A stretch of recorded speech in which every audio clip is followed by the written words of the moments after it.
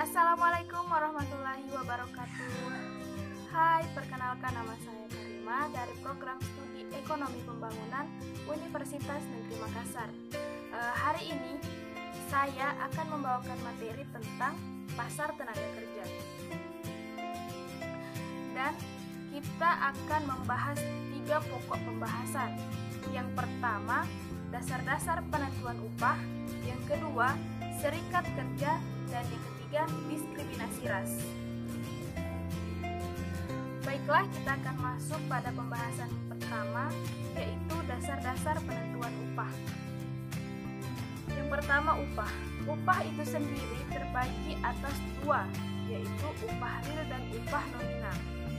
Kemudian yang kedua, permintaan terhadap tenaga kerja, di mana semakin tinggi produk marginal, maka tingkat tenaga kerja semakin turun. Mengapa demikian? Karena yang pertama, output tergantung produktivitas seseorang. Kemudian yang kedua, output tergantung pada barang modal. Dan yang ketiga, output tergantung pada tingkat pendidikan seseorang tersebut. Yang ketiga, penawaran tenaga kerja. Penawaran tenaga kerja terbagi atas 2, yaitu penentu penawaran yang dimana juga terbagi atas beberapa bagian. Yang pertama yaitu jam kerja.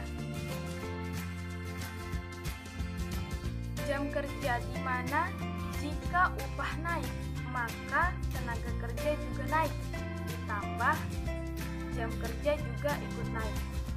Kemudian yang kedua, partisipasi angkatan kerja, di mana jika tingkat partisipasi angkatan kerja tinggi, maka suplai tenaga kerja juga tinggi.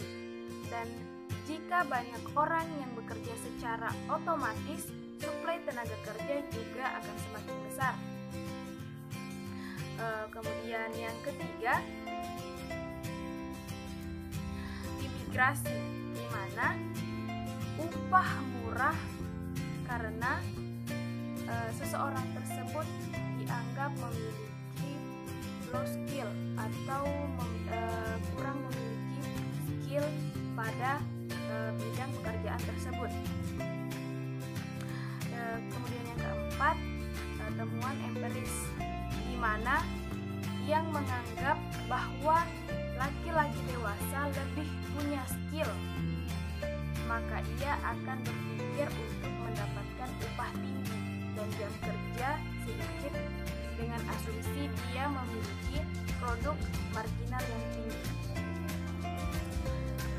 Kedua, perbedaan upah.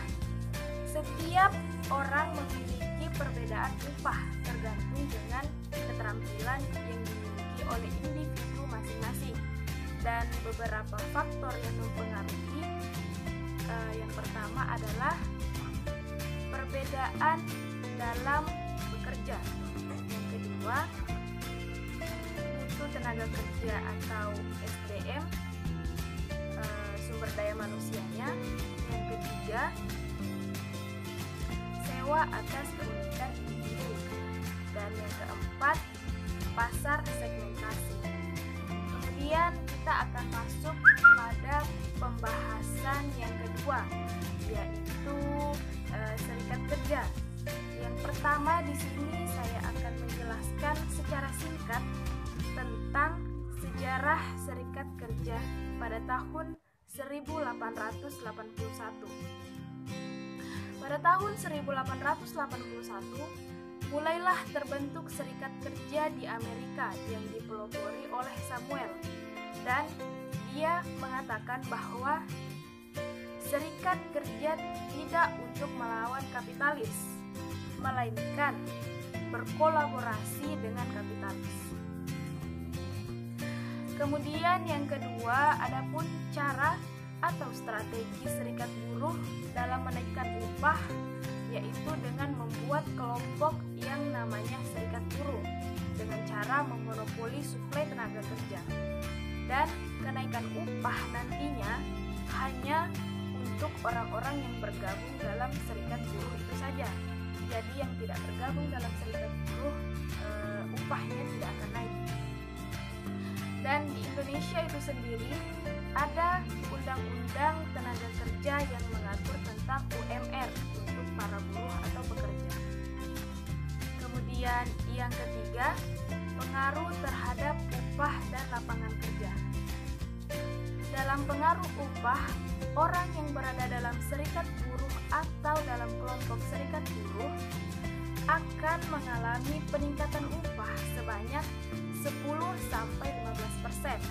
Dan dalam pengaruh terhadap lapangan kerja itu sendiri, peningkatan upah akan menurunkan lapangan kerja upah dan akan naik, tetapi pengangguran meningkat ketika upah dinaikkan. Ketika upah dinaikkan semua, maka kemungkinan besar masyarakat yang tidak terdidik atau kurang terampil akan tergeser dari dunia kerja. Kemudian yang ketiga, pembahasan yang terakhir tentang diskriminasi ras. Dulu, gaji orang-orang yang berkulit putih jauh lebih tinggi dari orang-orang berkulit hitam, meski output yang dihasilkan sama. Diskriminasi ras atau suku dan agama juga berpengaruh terhadap pasar tenaga kerja. Jadi kesimpulannya, dalam dunia pasar tenaga kerja, pendidikan atau skill serta pengalaman kerja menjadi pokok utama dalam mendapatkan suatu pekerjaan.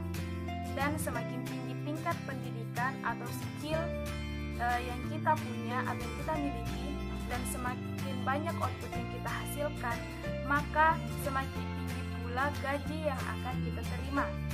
Dan masalah diskriminasi di era saat ini mungkin sudah tidak berfokus lagi pada ras, namun pada kemampuan seseorang tersebut. Maka, jika ingin memasuki dunia kerja, kita sudah harus mempersiapkan pendidikan dan skill untuk menghadapi pasar tenaga kerja atau dunia kerja. Sekian pembawaan materi tentang pasar tenaga kerja dari saya. Lebih dan kurangnya mohon dimaafkan. Wabillahi taufiq wal hidayah. Wassalamualaikum warahmatullahi wabarakatuh.